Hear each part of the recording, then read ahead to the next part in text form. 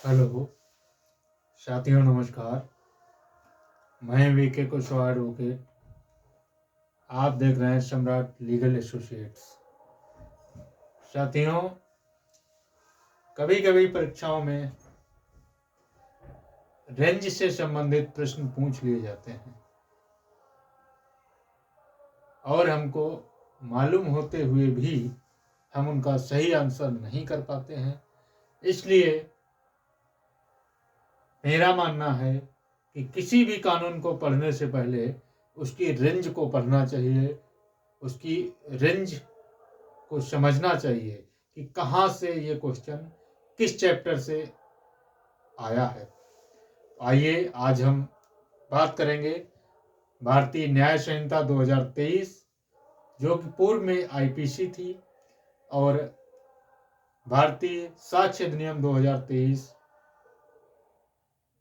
जो कि पूर्व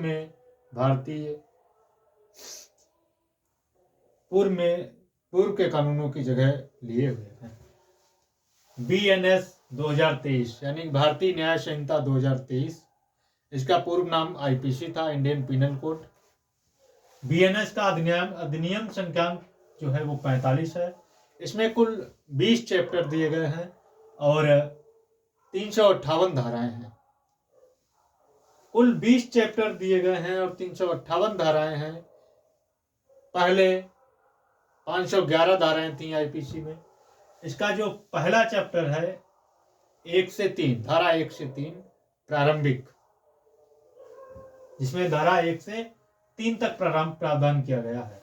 अगला चैप्टर जो है धारा 2 दंडों के विषय में है। दंडों के विषय में वो धारा 4 से लेकर धारा 13 तक है। अगला चैप्टर है 3, जिसमें साधारण उपबंध दिए गए हैं। साधारण उपबंध मतलब कब जो है कोई एक्ट क्राइम नहीं होगा, इनसे रिलेटेड साधारण उपबंध किए गए हैं। धारा 14 से 33 में जो है साधारण उपबंध है और 34 से 44 में प्राइवेट डिफेंस की बात की गई है, प्राइवेट प्रतिरक्षा के संबंध में बात की गई है। अगला चैप्टर नंबर 4 जो है वो अपराधों के दुष्प्रेरण, धारा 45 से 57 तक।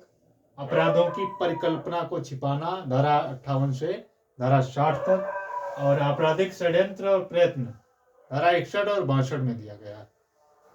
इसके बाद आता है चैप्टर नंबर 5, जो कि बहुत ही इंपॉर्टेंट है, चाहे वो वकालत के पेशे से संबंधित हो या प्रतियोगी परीक्षाओं में पूछे जाने वाले प्रश्नों से संबंधित हो या फिर एलएलबी या बीएलएलबी की परीक्षाओं से संबंधित हो। ये चैप्टर बहुत ही महत्वपूर्ण है। अब जो भारतीय न्याय संहिता 2023 है, इसमें महिलाओं और बालकों से संबंधित अपराधों को एक ही चैप्टर में रखा गया है, वो है चैप्टर नंबर 5। चैप्टर नंबर 5 63 से लेकर 99 तक बात करता है। 63 से लेकर 71 तक जो है धारा 63 से 71 बलात्कार के संबंध में यानी कि रेप के संबंध में प्रावधान करती है। 72 और 73 जो है पीड़िता की पहचान और कार्रवाइयों का प्रकाशन, इनसे संबंधित बात करती है। धारा 72 में ये है कि इस तरह की कोई विक्टिम है, उसका जो है उसकी पहचान उजागर नहीं की जाएगी और कार्रवाइयों का जब प्रकाशन है बिना न्यायालय की अनुमति के नहीं होगा, हाई कोर्ट और सुप्रीम कोर्ट के जजमेंटों को छोड़कर। फिर 74 से 79 तक जो है महिलाओं के विरुद्ध आपराधिक बल या हमले से संबंधित हैं और 80 से 87 तक जो है विवाह से संबंधित अपराधों के विषय में है और 88 से लेकर 92 तक गर्भपात से संबंधित है और बालकों के विरुद्ध अपराध 93 से लेकर 99 तक दिए गए। इसके बाद आता है चैप्टर नंबर 6, ये भी बहुत ही इंपॉर्टेंट है। मानव शरीर पर प्रभाव डालने वाले अपराध, धारा 100 से लेकर धारा 86 तक इसमें प्रावधान किया गया है। जीवन के लिए संकटकारी अपराध, धारा 100 से लेकर धारा 113 तक है। इसमें कुछ प्रावधान बढ़ाए भी गए हैं, जैसे धारा 11 संगठित अपराध, धारा 112 छोटे संगठित अपराध, धारा 13 आतंकवादी कृत्य। ये तीनों प्रावधान बिल्कुल नए इसमें रखे गए हैं। फिर है उपहति के विषय में, इंजरी के विषय में है 114 से लेकर 125 तक। सदोष परिरोध और सदोष अवरोध 126 और 127 में बताया गया है। आपराधिक बल और हमला 128 से लेकर 136 में है। व्यापारण, अपहरण, दासत्व और बलाश्रम 137 से लेकर 146 तक। चैप्टर नंबर 6 है, ये भी बहुत ही इंपॉर्टेंट है। इससे भी संबंधित काम जो है वकालत के पेशे में, क्रिमिनल की वकालत में और प्रतियोगी परीक्षाओं में भी इस चैप्टर से संबंधित बहुत प्रश्न आते हैं। अगला चैप्टर नंबर है 7, राज्य के विरुद्ध अपराध। वो धारा 147 से 158 में प्रावधान किया गया है। चैप्टर 8 है नौसेना से संबंधित अपराधों के विषय में। चैप्टर 9 है निर्वाचन से संबंधित अपराधों के विषय में। और चैप्टर 10 जो है, चैप्टर 10 है सिक्कों, करेंसी नोटों और बैंक नोट, स्टाम्प, सरकारी स्टाम्प, इनसे संबंधित है। इसमें 178 से लेकर 188 तक इसके बारे में बताया गया है। चैप्टर नंबर 11 है लोक प्रशांति के विरुद्ध अपराध, धारा 189 से लेकर धारा 199 तक। चैप्टर 12 है लोक सेवकों से संबंधित अपराधों के विषय में, धारा 200 से लेकर 205 तक। चैप्टर 13 है लोक सेवकों के विधिपूर्ण प्राधिकार के अवमान के विषय में, धारा 206 से लेकर 226 तक प्रावधान किया गया है। इसके बाद आता है चैप्टर नंबर 14 मिथ्या साक्ष्य और लोक न्याय के विरुद्ध अपराधों के विषय में। ये चैप्टर जो है सेक्शन नंबर 3 227 से 269 तक इसमें प्रावधान किए गए हैं। चैप्टर नंबर 15 ये भी बहुत ही इंपॉर्टेंट है, लोक स्वास्थ्य, क्षेम सुविधा, शिष्टता और सदाचार पर प्रभाव डालने वाले अपराधों के विषय में इसके संबंध में बात की गई है। ये 270 से लेकर 297 तक की धाराओं में इसका प्रावधान किया गया है। चैप्टर नंबर 16 बहुत ही इंपॉर्टेंट है, धर्म से संबंधित अपराधों के विषय में ये बात करता है, 298 से लेकर 302 तक। इसके बाद चैप्टर नंबर 17 है संपत्ति से संबंधित अपराध के विषय में। ये भी बहुत महत्वपूर्ण चैप्टर है, 303 से लेकर 334 तक इसके बारे में बात करता है। चोरी 303 से लेकर 307 में चोरी से संबंधित अपराधों के विषय में प्रावधान किया गया है। उद्यापन, लूट और डकैती 308 से लेकर 313 में। चुराई हुई संपत्ति के विषय में 317 बात करता है। छल जो है 318 से 319, आपराधिक अत्याचार 329 से 334। इसके बाद आता है चैप्टर नंबर 18 दस्तावेजों और संपत्ति चिन्हों संबंधी अपराध। ये है 335 से लेकर 350 तक।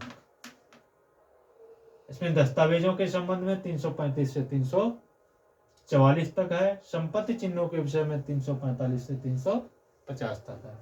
इसके बाद आता है चैप्टर नंबर 19 आपराधिक अवित्राश या अपमान, मानहानि के विषय में, 351 से लेकर 357 तक। और चैप्टर 20 निरसन और व्यावृत्ति की बात करता है, धारा 358।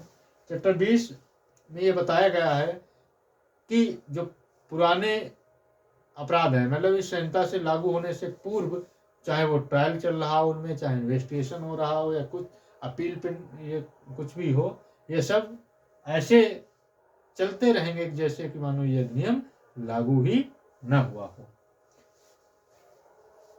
ये था भारतीय न्याय संहिता 2023 की रेंज से रिलेटेड। इसमें कुल पुनः एक बार रिवीजन करा दें, कुल 20 चैप्टर हैं, 358 धाराएं हैं। इसका अधिनियम संख्या 45 है। ये 1 जुलाई 2024 को लागू हुआ। इसके ये संपूर्ण भारत पर लागू है, सिवाय धारा 106 सब सेक्शन 2 को छोड़कर। BSA भारतीय साक्ष्य अधिनियम इसका अधिनियम संख्या 47 है। कुल अध्याय 12 हैं, धाराएं 170 हैं। इसका पहला जो चैप्टर है वो प्रारंभिक है, 1 और 2, सेक्शन 1 और 2, इसमें जो है कुल 12 परिभाषाएं दी गई हैं। उसके बाद चैप्टर नंबर 2 है तथ्यों की सुसंगति के संबंध में, धारा 3 से लेकर 50 तक। चैप्टर 3 है सबूत के विषय में, धारा 51 से लेकर 53 तक।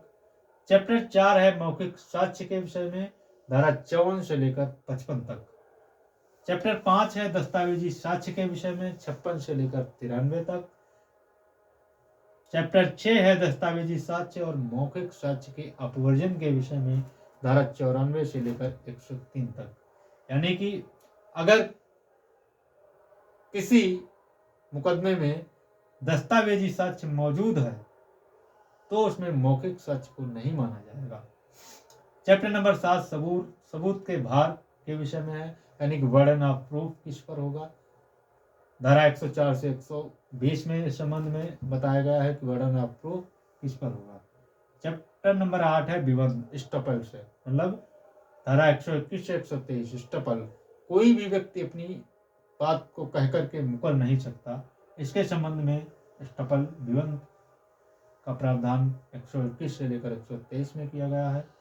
चैप्टर नंबर 9 है साक्षियों के विषय में, धारा 124 से लेकर 139 तक। और चैप्टर नंबर 10 है साक्षियों की परीक्षा के विषय में।